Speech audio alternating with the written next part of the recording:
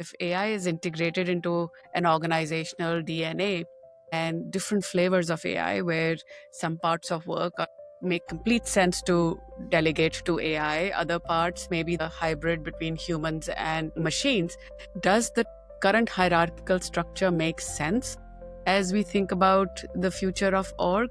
And if the future of org is where we'll be a lean team with very small human footprint compared to today's organizations, how does HR need to plan differently for that? The interesting thing is HR is going through its own transformations. We're going to have to go back to first principles and really start to ask the question why for everything that we're doing. Why are we doing this? Why does it make sense? How does it tie to our business outcomes? How does it tie to our strategic objectives?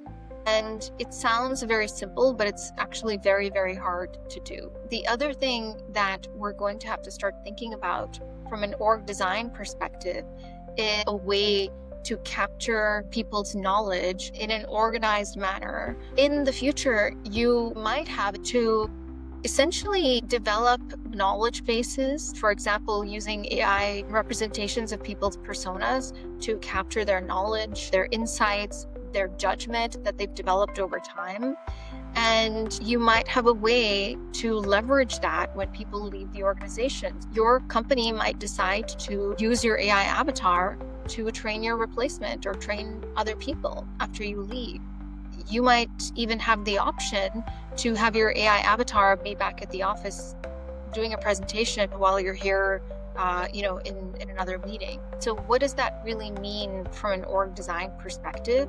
Where do AI agents and AI technology show up on the org chart? What type of work do we want to give them? What type of work do we want to make sure is still monitored and reviewed? And how will we challenge and fine-tune these models if and when we discover that they are not giving us the output that we needed? Information flow is another area where we will need to think about redesigns. It used to be that information flows up to managers who then decide what to pass on. AI blows all of that up because with the transparency and visibility that AI creates, the senior most leader in the company and the frontline employees could have and will have, in many cases, access to the same information.